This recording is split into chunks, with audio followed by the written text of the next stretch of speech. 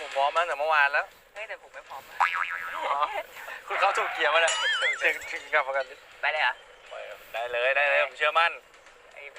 มันเป็นหลุมเลยเฮ้ยรถมันออกแบบมาเพื่อการนี้ไปได้นั่นแหละเกียร์หนึ่งพอ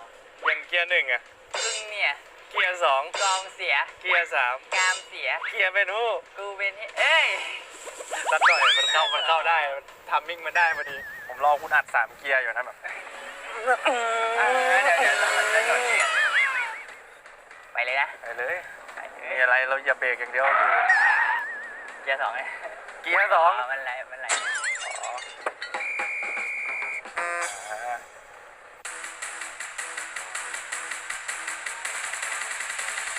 หากันดีกว่า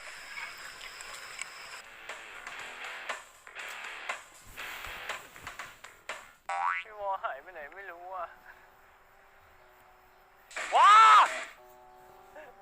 ไม่เจออยู่ไหนไม่รู้ไอ้วอ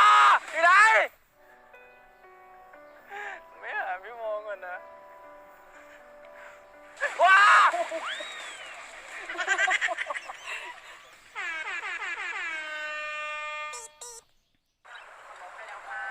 จริงไหมเนี่ยไหนวะล้มยังไงไม่ลื่นเฉย